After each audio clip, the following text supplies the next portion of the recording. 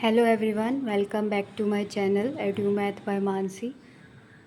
Class 11 maths NCERT की exercise 1.1 को आज हम डिस्कस करने वाले हैं। उसका फर्स्ट क्वेश्चन है कि which of the following are sets, justify your answer. इसका फर्स्ट पार्ट कहता है कि the collection of all the months of a year beginning with the letter J. क्या ये सेट बनेगा या नहीं बनेगा? तो हम जानते हैं कि भाई एक ईयर में जो मंथ्स होते हैं वो कौन से होते हैं? जनवरी, फरवरी, मार्च, अप्रैल, मई, जून, जुलाई, अगस्त, सितंबर, अक्टूबर, नवंबर, दिसंबर। तो इसमें जो भी मंथ का जो स्टार्टिंग है वो जे लेटर से हो रहा है वो इस कलेक्शन के अंदर आएंगे। तो अब यहाँ पर मैंने कल आपको बताया था कि सेट की डेफिनेशन क्या होती है। A set is a well defined collection of distinct objects. तो एक ऐसा कलेक्शन जो वेल डिफाइंड हो और उसके अंदर डिस्टिंक्ट ऑब्जेक्ट्स हो वो हमारा एक सेट कहलाता है। अब ये जो कलेक्शन है क्या ये वेल डिफाइंड है? Well defined we mean there is no ambiguity or confusion regarding inclusion or exclusion of any object। तो यहाँ मुझे कोई ambiguity या confusion है ही नहीं कि मैं इसमें कौन से एलिमेंट बाहर निकालूँ या कौन से एलिमेंट इसके अंदर इंक्लूड करूँ सेट के अंदर। मुझे साफ साफ दिख रहा है कि जो मंथ जे से स्टार्ट हो रहा है, जनवरी और जून और जुलाई, ये तीन एलिमेंट इस सेट के अंदर इंक्लूड होंगे, जो बाकी हैं वो एक्सक्लूड होंगे। तो ये एक वेल डिफाइंड है और डिस्टिंक्ट तो है ही है, तो इट इज़ अ सेट। तो which of the following are set पूछा है तो फर्स्ट वाला जो ऑप्शन है वो सेट होगा। और जस्टिफाई करने के लिए हमने यहाँ पर दे देंगे Since collection of these 3 months, January, June and July is well defined, hence collection of all the months of a year beginning with the letter J is a set। Set होगा ये और उसको सेट रिप्रेजेंटेशन में लिख देंगे जनवरी comma जून comma जुलाई curly brackets के अंदर। In second part saying कि the collection of 10 most talented writers of India, क्या ये सेट होगा या नहीं? अब 10 most talented writers of India मेरे हिसाब से कुछ और हो सकते हैं, आपके हिसाब से कुछ और हो सकते हैं। तो ये क्राइटेरिया कि जिसके बिहाफ पर मैं ये कहूँ कि ये वेल डिफाइन है या नहीं, ये वेल डिफाइन ही नहीं है। वेल डिफाइंड को आप इस तरीके से समझ सकते हैं कि जो सभी के लिए मान्य हो। मतलब अगर यहाँ पे अगर आप ये कह रहे हैं कि यूनिवर्सल ट्रूथ टाइप, कि अगर सन ईस्ट में निकलता है मेरे लिए तो आपके लिए भी ईस्ट में ही निकलेगा, ठीक है। तो ये सब चीज़ें इसमें वेल डिफाइंड को आप एक यूनिवर्सल ट्रूथ की तरह समझ सकते हो कि अब हर किसी पर्सन के लिए collection of 10 most talented writers of India different different होंगे। वेल डिफाइंड ना होने की वजह से ये सेट नहीं है। इसका आंसर आप देख सकते हैं। Third part is a team of 11 best cricket batsman of the world. Is this collection well defined? ये वेल डिफाइन ही नहीं होगा। क्यों नहीं होगा? क्योंकि जिस क्राइटेरिया के बेसिस पर हम बेस्ट क्रिकेट बैट्समैन को डिटरमाइन करने की कोशिश कर रहे हैं वो एक पर्सन के लिए अलग हो सकता है, दूसरे पर्सन के लिए अलग हो सकता है। तो इसलिए ये जो कलेक्शन है ये भी सेट नहीं होगा।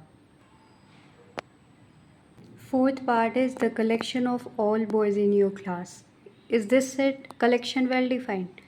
बिल्कुल होगा, क्योंकि आप अपनी क्लास में बॉयज़ कितने हैं सबको आइडेंटिफाई कर सकते हो। और यानी कि आप इसमें ये आइडेंटिफाई कर सकते हो कि आप कौन एलिमेंट इस सेट के अंदर इंक्लूड करना चाहते हो और कौन नहीं करना चाहते हो। तो ये जो है वेल डिफाइंड है क्योंकि there is no ambiguity regarding inclusion और exclusion of any object. hence it is a set. Look at the written answer. Fifth is the collection of all natural numbers less than 100. 100 से छोटे जितने भी natural numbers हैं उनका collection. ये तो well defined है। क्यों? क्योंकि इसमें हम ईज़िली हमें वो नंबर मिल जाएगा जो इस सेट के अंदर इंक्लूड हम करेंगे। जो भी नेचुरल नंबर्स लेस देन 100 हैं वो सभी सेट के कलेक्शन के अंदर आएंगे। तो ये क्या होगा? वेल डिफाइंड होगा। Hence it is a set. Look at the answer. The collection is a set because the collection of all natural numbers less than 100, that is 1, 2, 3, 4 up to 99 is a set, as we can find a number which belong to this collection. A collection of novels written by the writer Munshi Premchand, ये set होगा। क्यों होगा ये set? क्योंकि ये well defined collection है। क्योंकि कोई भी बुक हम चूज़ करते हैं कि इसमें वो इसको बिलोंग करेगी नहीं करेगी, हमें हमेशा ये एम्बिग्विटी या कन्फ्यूजन रहना ही नहीं होगा कि ये इसमें जाएगी या नहीं जाएगी। अगर वो मुंशी प्रेमचंद उसके राइटर हुए तो वो सेट कलेक्शन के अंदर जाने वाली है, अगर नहीं हुए तो नहीं जाने वाली है। तो one can easily find any book which belong to the collection. So this is a set. The collection of all even integers set है या नहीं है? ये सेट है क्योंकि ये भी वेल डिफाइंड कलेक्शन है कि कोई भी मैं इंटीजर लेती हूँ वो या तो इस सेट के अंदर कलेक्शन के अंदर बिलोंग करेगा या नहीं करेगा, दो ही बातें होंगी। तो अगर करेगा कोई भी अगर कोई भी इंटीजर लिया मैंने, अगर वो इवन है तो इसके अंदर आएगा, नहीं है तो नहीं आएगा। इसका मतलब कि one can find an integer which belong to this collection, hence it is a set. The collection of questions in this chapter, is this set? This collection is a set because ये well defined collection है। क्योंकि हम कोई भी chapter है उसमें easily हम questions find कर सकते हैं कि वो इस कलेक्शन में जाएंगे या नहीं जाएंगे। जैसे मान लीजिए आपका यही फर्स्ट चैप्टर है, फर्स्ट चैप्टर के में जितने भी क्वेश्चंस हैं उन सभी को आप इजीली फाइंड आउट कर सकते हो कि ये सभी उसके अंदर जाने वाले कलेक्शन के अंदर। तो क्वेश्चंस चूज़ कीजिए, कलेक्शन के अंदर डाल दीजिए, सभी वेल डिफाइंड है, तो ये हमारा सेट हो जाएगा। A collection of most dangerous animals of the world, ये सेट नहीं होगा क्योंकि most dangerous animals of the world का कलेक्शन जो है वो वेल डिफाइंड ही नहीं है। क्यों नहीं है? क्योंकि मेरे हिसाब से जो मोस्ट डेंजरस एनिमल है वर्ल्ड का वो आपके हिसाब से कुछ और हो सकता है, किसी अदर पर्सन के हिसाब से कुछ और हो सकता है। तो ये वेल डिफाइंड ही नहीं है, इस वजह से ये सेट नहीं है। Now let's discuss question number 2। Question number 2 कहता है कि एक सेट है ए जिसमें एलिमेंट्स हैं 1 2 3 4 5 6। Insert the appropriate symbol belong to, ये साइन होता है बिलोंग टू का, और doesn't belongs to in the blank spaces. कल मैंने आपको बताया भी था प्रीवियस वीडियो में कि अगर कोई एलिमेंट किसी सेट के अंदर मौजूद होता है तो हम बिलोंग टू जो एप्सिलॉन होता है उसका साइन लगाते हैं, और अगर वो सेट के अंदर नहीं होता है तो डजेंट बिलोंग्स टू का साइन आ जाता है। अब ये बताइए कि 5 जो है वो उस सेट ए के अंदर है या नहीं है?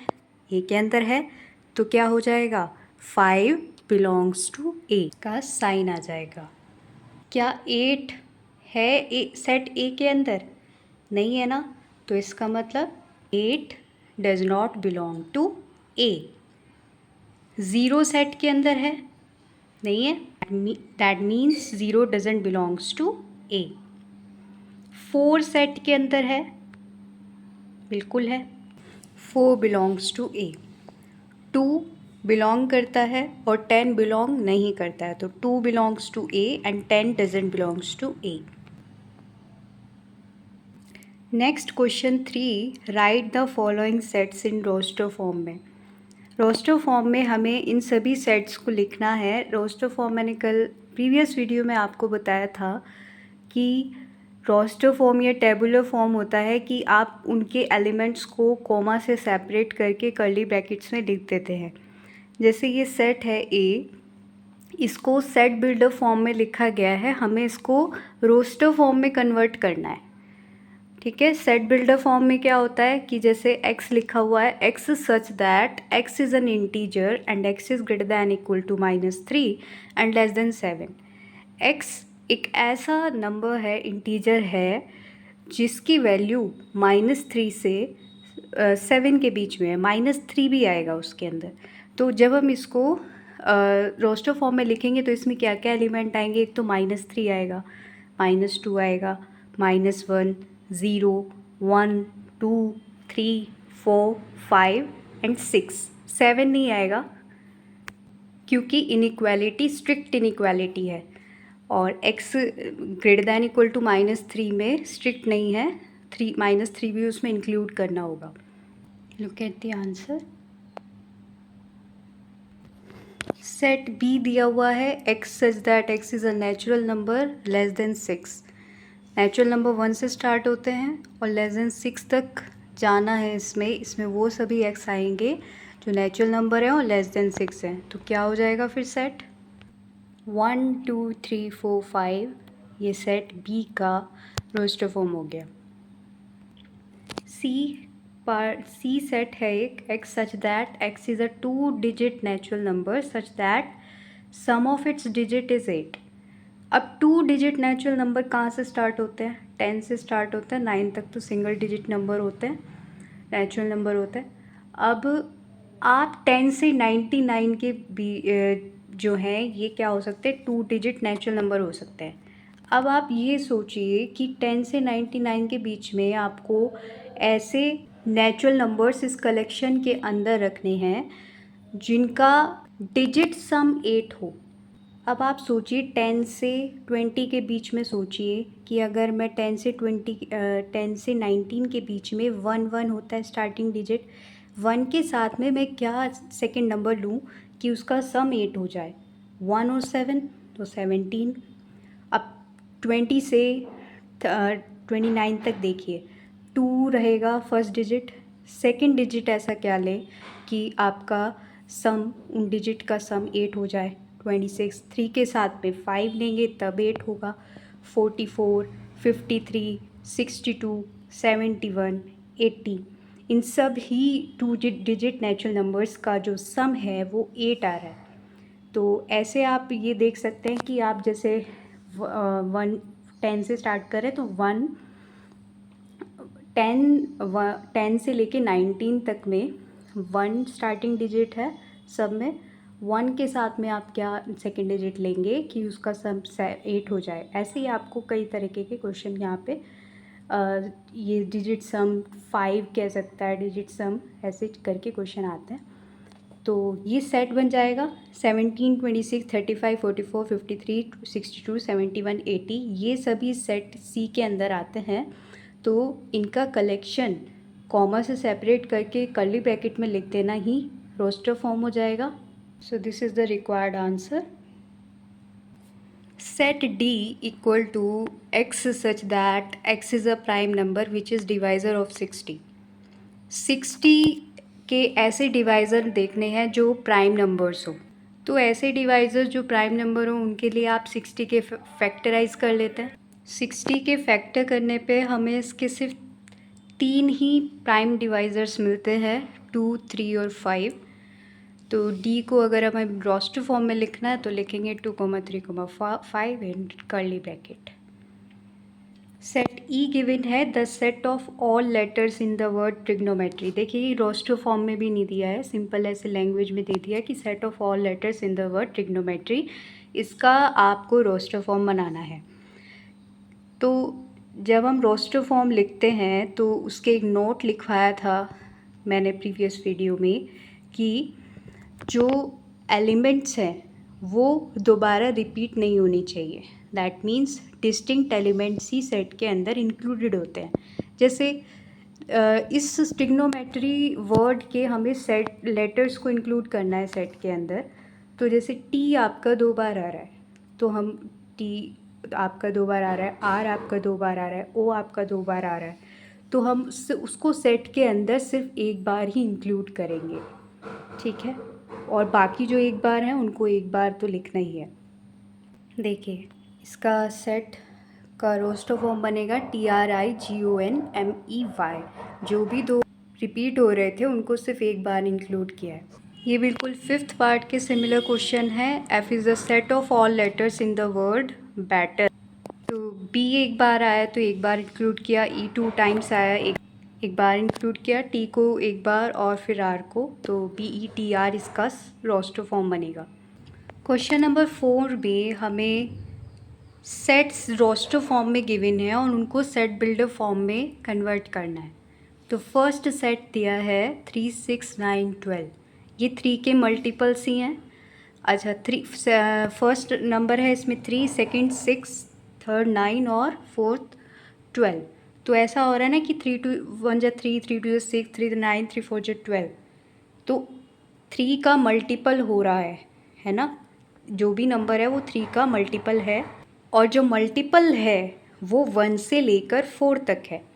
देखिए जब हम इसे सेट बिल्डर फॉर्म में लिखेंगे तो इसमें हमें वो सभी x इंक्लूड कर जिनमें x जो है वो 3 टाइम्स ऑफ n, जहाँ n नेचुरल नंबर है और n की वैल्यू 1 से 4 के बीच में है। 1 भी हो सकती है, 4 भी हो सकती है, और 2 3, ठीक है। देखिए नेक्स्ट सेट है 2 4 8 16 32। इसमें 2 को 2 की पावर 1 लिख सकते हैं, 4 को 2 स्क्वायर, 8 को 2 क्यूब, 16 को 2 टू द पावर 4, 13 को 2 की पावर 5। तो हम यहाँ देख रहे हैं कि हर एक एलिमेंट 2 के कुछ पावर है। पावर कहाँ से कहाँ तक है? 1 से लेके 5 तक है। तो इसको सेट बिल्डर फॉर्म में ऐसे लिखेंगे, x such that x is equal to 2 raised to power n belong to natural number, and n greater than equal to 1 less than equal to 5. Third set is 5 25 125 625। तो ये 5 की ही power में है। जैसे 5 को 5 टू द पावर 1, 25 को 5 square, 125 5 cube, 625 5 to the power 4। तो इसको सेट बिल्डर फॉर्म में लिखेंगे इस तरीके से, x such that x equal to 5 raised to power n belong to natural number, and n greater than equal to 1 less than equal to 4। Fourth set दिया है 2 4 6 and so on to infinite. इसको आप 2 तरीके से लिख सकते हो, मैं दोनों तरीके से बताती हूँ। कि इसमें देखिए आपके सारे इवन इंटीजर्स हैं, है ना। तो सॉरी, इवन नेचुरल नंबर्स हैं। तो इसको हम ऐसे भी लिख सकते हैं, x such that x is an even natural number, या फिर x such that x equal to 2 times of n belong to natural number। सभी नेचुरल नंबर को 2 से मल्टीप्लाई कर करके ऐसे आया है ना सेट में। जैसे अगर n की वैल्यू 1 होगी तो 2 आएगा, 2 होगी तो 4 आएगा, 3 होगी तो 6 आएगा। तो ये सेट बिल्डर फॉर्म हो जाएगा। एक सेट गिवन है 1 4 9 अप टू 100। तो ये क्या है कि 1 से लेके 10 तक जितने भी नेचुरल नंबर्स हैं उनके स्क्वायर लिखे हुए हैं। जैसे 1 का स्क्वायर 1 ही होता है, 2 का स्क्वायर 4, 3 का स्क्वायर 9, ऐसे ही 10 का स्क्वायर 100। तो इसकी सेट बिल्डर फॉर्म लिखी जाएगी ऐसे, x such that x equal to n square, n belong to natural number, and n greater than equal to 1 less than equal to 10। Fifth question है list all the elements of the following sets. देखिए जो roster form हो गया, tabular form हो गया, उसको एक तरीके से और पूछा जा सकता है कि आप इसके एलिमेंट्स को लिस्ट कीजिए। तो लिस्ट की फॉर्म में लिखना भी रोस्टर फॉर्म ही होता है। जैसे फर्स्ट पार्ट में बोला x such that x is an odd natural number, ये आपका सेट बिल्डर फॉर्म में दिया है। आपके जो भी इससे एलिमेंट होंगे उनको आपको टेबुलर फॉर्म में लिखना है। नेचुरल नंबर्स क्या होता है? 1 2 3 4 5 6 अप टू इनफाइनाइट। अब उनमें जो भी ओड नेचुरल नंबर्स हैं वो सभी आपको इसमें लिस्ट करने हैं। So the required set is 1 3 5 7 9 up to infinite. Set B है x such that x is an integer और x की वैल्यू -1/2 से 9/2 के बीच में है। हमें -1/2 और 9/2 के बीच में जितने भी इंटीजर है उनको लिस्ट आउट करना है यहाँ पे। तो देखिए इसको हम रियल लाइन पे देखते हैं कि -1/2 जो है वो -1 से 0 के बीच में आता है, उसको हमने वहाँ पे मार्क किया। फिर 0 1 2 3 4 9/2 4.5 के अप्रॉक्स होता है, 4.5 ही होता है इनफैक्ट। 4 और 5 के बीच में आएगा। तो हमें -1/2 9/2 के जो मैंने मार्क किया है उसके बीच में कितने इंटीजर्स आ रहे हैं? 0 1 2 3 4। कितने इंटीजर्स हुए? 5 इंटीजर्स आ रहे हैं, उनको लिस्ट करना है बस। तो इसको लिस्ट किया हमने ऐसे 0 1 2 3 4। Third part is C equal x such that x is an integer x square is less than equal to 4। इसमें वो सभी इंटीजर लेने हैं जिनका square less than equal to 4 है। तो देखिए सोचिए क्या क्या इंटीजर हो सकते हैं जिनका square less than equal to 4 है। देखिए 1 का स्क्वायर 1 होता है ना। -1 का स्क्वायर भी 1 होता है। 2 का स्क्वायर 4 होता है और -2 का स्क्वायर 4 होता है। 3 का लेंगे तो फिर वो बड़ा हो जाएगा, तो यानी कि -1 1 2 और -2 इसके अंदर आएंगे। तो 0 का स्क्वायर भी 0 होता है जो कि लेस देन 4 है, तो वो भी इंक्लूड होगा इसमें। तो C जो सेट होगा वो होगा -2 -1 0 1 2। ओके। फोर्थ पार्ट है D एक सेट है x such that x is a letter in the word loyal. ये ऐसा क्वेश्चन हमने अभी भी किया था। इसमें बस डिस्टिंक्ट एलिमेंट्स को लिस्ट आउट करना है। LOYA L 2 बार रिपीट हो रहा था बट हमने उसको एक बार इंक्लूड करके इसमें लिख दिया है। ये इसका लिस्ट फॉर्म में सेट रिप्रेजेंटेशन हो गया है। फिफ्थ पार्ट है x such that x is a month of a year not having 31 days. सभी मंथ्स में जितने जितने डेज़ होते हैं सबको लिस्ट आउट किया, पहले मैंने लिखा। और अब उसमें ये देखो कि which month is not having 31 days. जिस मंथ के पास में 31 डेज़ नहीं है वो आपको इस सेट में इंक्लूड करने हैं। यानी जो 31 है उनको निकाल दो, बाकी जो बचे वो सब इस सेट के अंदर आ जाएंगे। तो 31 वाले कैंसिल कर दीजिए और जो बचे कौन से, फरवरी अप्रैल जून सितंबर नवंबर, वो ई सेट के अंदर लिस्ट आउट हो जाएंगे। यही आपका इस सेट का रिप्रेजेंटेशन हो गया लिस्ट फॉर्म में। सिक्स्थ पार्ट है F। एक सेट है x such that x is a consonant in the English alphabet which precedes के से पहले इंग्लिश अल्फ़ाबेट में जितने भी कॉन्सोनेंट्स आते हैं उनको इस सेट के अंदर इंक्लूड करना है। अब A से लेके K तक पहले मैंने सारे इंग्लिश अल्फ़ाबेट लेटर्स लिख लिए हैं। अब आप ये बताइए कि इसमें कॉन्सोनेंट कौन कौन से होंगे जो वोवल नहीं है। वोवल होते हैं AEIOU, तो इसमें से A E और I हटा दीजिए, बाकी जो बचे आपके कॉन्सोनेंट के से पहले वाले लेने हैं क्योंकि विच प्रीसीड्स के से पहले, तो के को छोड़ के जे तक के आपको इसमें अल्फ़ाबेट लिखने हैं जो कॉन्सोनेंट्स हैं। So the required set is BCDFGHG। चलिए अब लास्ट क्वेश्चन है इस एक्सरसाइज का। मैचिंग है, लेफ़्ट में रोस्टर फॉर्म दे रखी हैं और राइट में जो ABCD है ये सेट बिल्डर फॉर्म दिए गए हैं। तो आप इसके राइट साइड से देखिए पहले और फिर लेफ़्ट में मैच करिए। ए पार्ट में x such that x is a prime number and a divisor of 6। अब देखो प्राइम डिवाइज़र देखने हैं ना, तो सिर्फ आप उसके फैक्टर कर दो। तो 6 के फैक्टर होते हैं 2 और 3। तो इसका जो लेफ़्ट में 1 2 3 4 में से सेकंड पार्ट जो है वो इसका करेक्ट आंसर होगा। ठीक है, तो सेकंड पार्ट को ए से हम मैच कर देंगे। बी पार्ट है कि x such that x is an odd natural number less than 10। Natural number लेने हैं जो 10 से छोटे हों और ओड हों। कौन से हो सकते हैं? 1 3 5 7 9। तो आपका फोर्थ ऑप्शन यहाँ पे मैच होगा, फोर्थ को बी से मैच कर देंगे। सी ऑप्शन है कि x such that x is a natural number and divisor of 6। ठीक है, ए पार्ट में प्राइम डिवाइज़र बोला था, इसमें नेचुरल नंबर लेने हैं जो 6 के डिवाइज़र हैं। तो एक तो 1 होगा, फिर 2 3 और 6। तो इसका फर्स्ट पार्ट आंसर होगा और जो डी पार्ट है, x such that x is a letter of the word mathematics, ये तो साफ ही दिख रहा है, इसका थर्ड पार्ट हो जाएगा कि मैथमेटिक्स वर्ड के लेटर्स को रोस्टर फॉर्म में लिखना है। सो फर्स्ट ऑप्शन सी से मैच होगा और थर्ड ऑप्शन डी से। तो चलिए, आज हमने एक्सरसाइज 1.1 कंप्लीट कर ली है। Thank you for watching this video, और आप इस चैनल को सब्सक्राइब कीजिए और इस वीडियो को लाइक कीजिए, शेयर कीजिए। और आगे नेक्स्ट हम 1.2 के लिए पहले बेसिक्स बता के एक्सरसाइज को कंप्लीट कराएंगे।